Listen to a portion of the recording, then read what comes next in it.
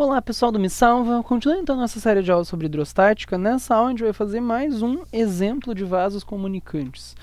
Só que agora em um dos vasos eu vou colocar um gás. É interessante que antes de ver essa aula vocês vejam a aula de pressão hidrostática, que fala sobre a pressão no interior de um líquido, e também o primeiro exemplo de vasos comunicantes, tá? Onde a gente falou de dois líquidos immiscíveis no mesmo vaso. Mas olha só, então o que eu tenho aqui? Vamos para os dados do exercício. Eu tenho um líquido aqui, esse líquido laranja, que tem uma densidade de 2.000 kg por metro cúbico, nessa situação aqui, e do outro lado, fechado aqui nesse tubo, eu tenho um gás. E a minha pergunta é, qual a pressão do gás?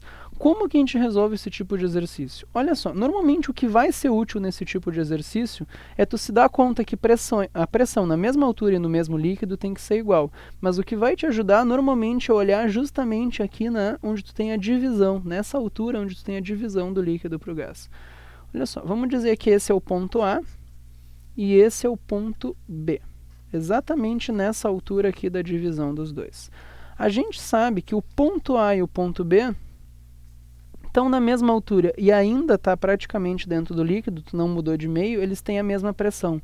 Então, as duas pressões nesses pontos aqui têm que ser iguais, tá? Isso é o que vai te ajudar a resolver o exercício. A pressão no ponto A vai ser igual à pressão no ponto B. Olha só, como que a gente calcula a pressão no ponto A? Quem é que está fazendo pressão no ponto A? Se ele estivesse aqui em cima, a pressão nele seria a pressão feita pelo ar, a pressão atmosférica. Mas como ele está aqui, a pressão nele é a pressão atmosférica mais a pressão feita por essa coluna de líquido, né? E para quem não lembra, a pressão feita por uma coluna de líquido é dGH, densidade do líquido vezes a aceleração da gravidade vezes essa altura. Então, olha só, a pressão no ponto A é a pressão feita pelo ar mais a pressão feita pelo líquido. Então, é a pressão atmosférica mais a pressão feita pelo líquido, TGH. E isso tem que ser igual à pressão aqui no ponto B. Quem é que está fazendo pressão aqui no ponto B? O gás. Então, a pressão no ponto B é justamente a pressão feita pelo gás. Agora é só substituir os valores, olha só. A pressão atmosférica, o exercício me disse que vale 10 na 5 Pascal. Então, vamos pôr aqui, é 1 com 5 zeros, 1, 2, 3, 4, 5, isso é 10 na 5, né? Mais dGH, olha só, a densidade do líquido é 2.000, é um dado do exercício. A aceleração da gravidade, G, vale 10. E a H, a altura da coluna de líquido em cima do ponto, é 1 metro, de acordo com o exercício. E isso tem que ser igual à pressão do gás. Então, eu vou ficar com 100.000 mais 2.000 vezes 10 vai dar 20.000.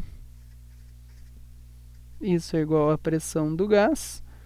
Então, fica 100.000 mais 20.000, isso são 120.000 pascais. Isso te dá a pressão do gás. Se tu quiser escrever em notação científica, tu pode dizer, então, que a pressão do gás a gente tem 1, 2, 3, 4, 5 casas, 1,2 vezes 10 na 5 pascais. Tá bom? É a mesma coisa. E como 10 na 5 pascais é uma pressão atmosférica, isso aqui é a mesma coisa que uma atmosfera, 1 atm. Cada 10 na 5 pascais são 1 atm. Como eu tenho 1,2 vezes 10 na 5 pascais, eu posso dizer também que isso são 1,2 atms, 1,2 atmosfera. Tá?